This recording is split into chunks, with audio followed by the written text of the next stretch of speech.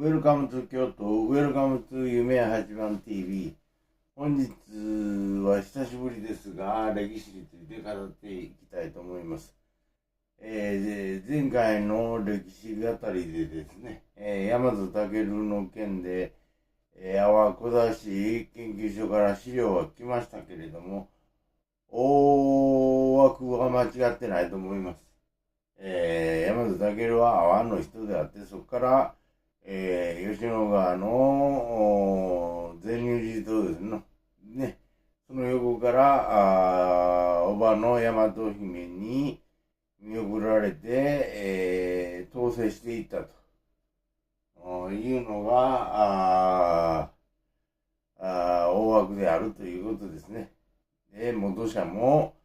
中愛天皇の南阿波におられた方であるということですね。本日はですね、5月から亀岡保津川下りのですね、乗り場ですね、が亀岡にありまして、そこのチケット販売、外人相手のチケット販売にですね、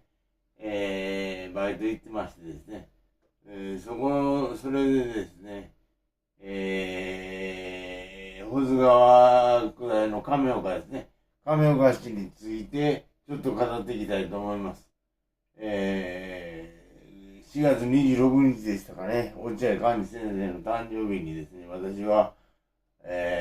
この亀岡市まで一回、自転車で行ってみようと思いましてですね、行こうとしましたら、落合先生からですね、誕生日おめでとうということを言いましたら、君は大江山をチャリンコで越えるつもりかというようなメッセージが来ましたんで、大江山ということですね、はと気づきましてですね、どうもですね、その山越えるときに大井の坂トンネルというのを越えていくんですけれども、もう大変です。サイクリング車やったら何度か越えれると思うんですが、ママチャリではもう大変でした。もう無理です。それでですね、そこが大江山であってですね、四天童寺が出たとかですね、いう話のあるところのようです。で、亀岡の方もですね、ちょっと調べてみましたらですね、落合必至をですね、これ、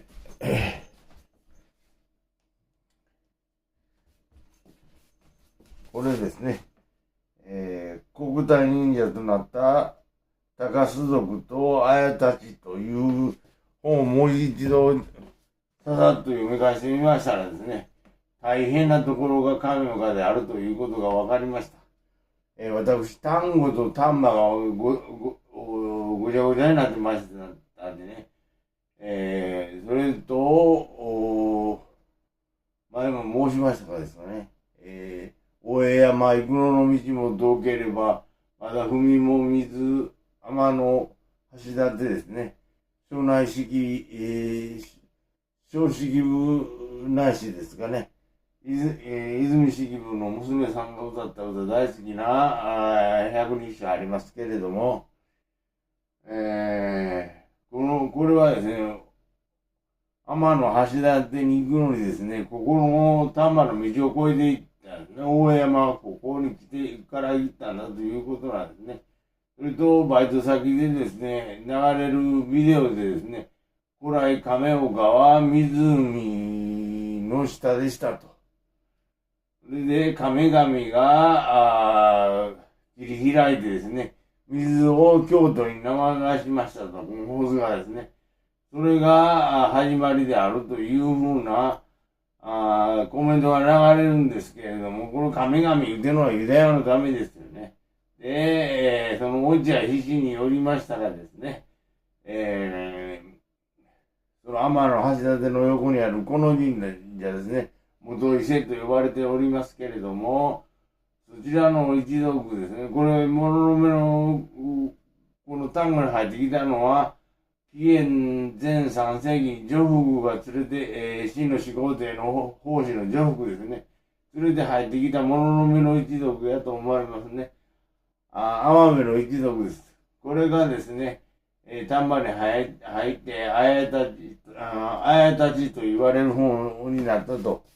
いうことですよね。で、これが、三月って呼ばれる一族がありますよね。要するに、農林水産業をしない民ですよね。産業と言われると、被差別部落なんかに住まされている場合もあるんですけれども、その一族であってですね、あやたちとですね、高須族というのは、落合石氏によればまだそれも正しいと思いますが、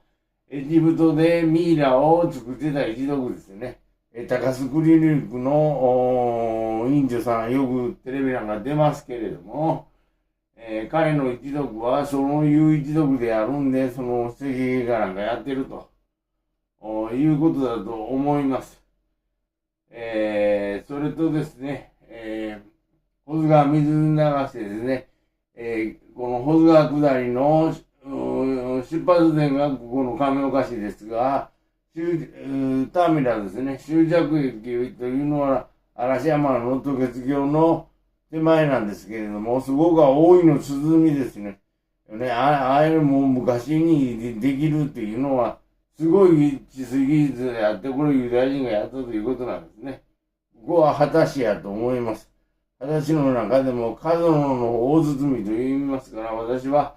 角族がやったんじゃないかなというふうに考えております。それとですね、本日はざっくりと話していきますが、亀岡市にある小幡神社というのが非常に重要な神社です。で、これもあの王子の横にあるということなんで、あのというところにあります。このあの族というのも、琵琶湖のですね、坂本の横に今があると言われておりますが、元は阿波の吉野川から青石をこう組んでですね、城壁を作る技術です。要するにフリーメイソンです。そのユダヤの一族が入った場所であるということなんですね。で、この大畑神社の由緒を見ましたら、崇院天皇の命によって発揮された指導将軍ですよね。指導将軍のうちの丹波を治めた丹波の、未主の御事ですかね。その方がですね、開化天皇を主人として、その巫女である彦今増の御事とですね、小俣の御事を祀った、三者を祀った、三つ祀るのが基本、奥義ですからね、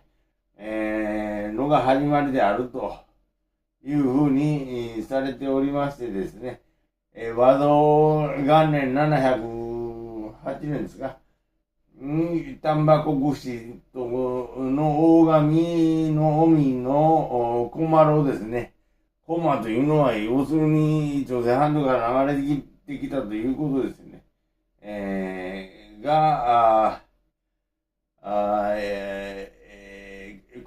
社殿を建立してですね、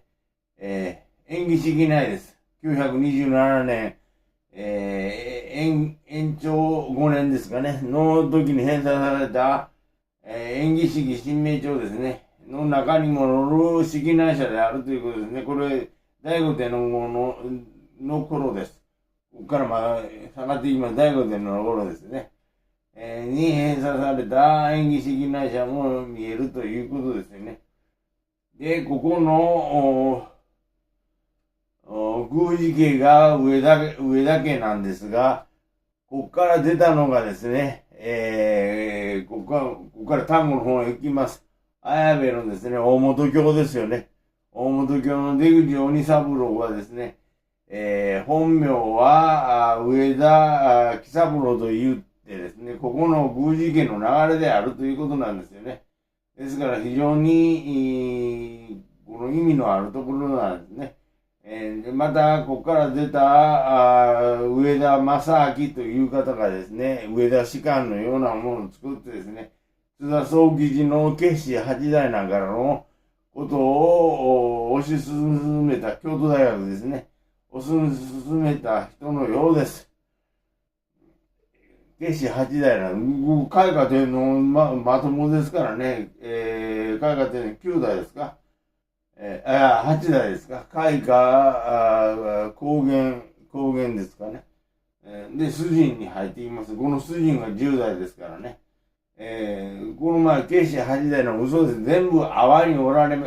た天皇であるということですね。それが分かればですね、日本の真の歴史が見えてきますが、それが分からなかったら見えてきませんよね。この州も、四国の青石ですね、を城壁なんかに作った、一族であってですね、機内へ流れてきたのが、700年代で何度も申しておりますが、この和道元年、建立708年となったでしょ。それで間違いないと思います。それでですね、落合皮氏によればですね、上田家からですね、渡辺家に嫁いだ、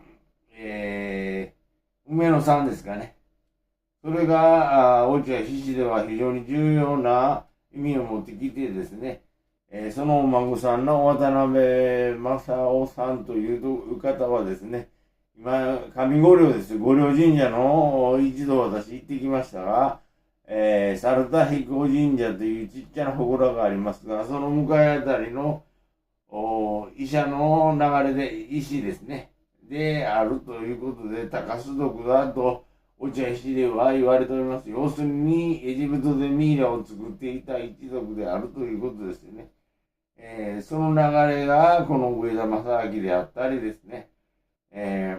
また、出口米三郎もそこの流れであるということですね。本日はざっくりですね、亀岡についてですね、語りました。また、逐一ですね、ちょっと考えていかなければいけないし、まとめなければいけないと思います。こちらからですね、この神社の方から入ってきた諸の目の一族ですね。で、阿波から700年代に流れてきた秦氏の流れです。どちらもユダヤ系です。それによってですね、開かれて水を京都に流してですね、今の平安京というのは秦氏が作ったと言われておりますがですね、鴨川ですね、上川も、この大井の鼓から桂川に変わっていきますが、桂川も皆治水工事で作られております。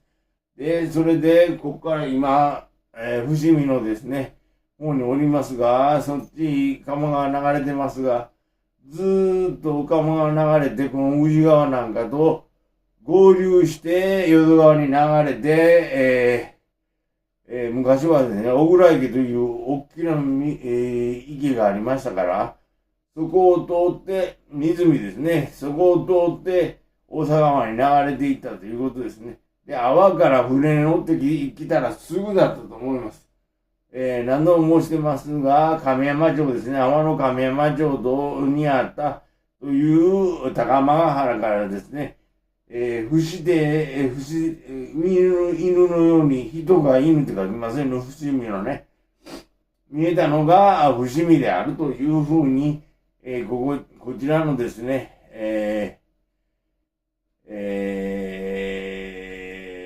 優秀書きにもあります。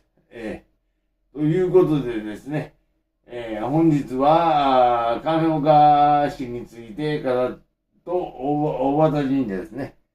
について語りました。本日はここまでさせていただきます。どうもありがとうございました。チャンネル登録、いいねボタンよろしくお願いいたします。どうもありがとうございました。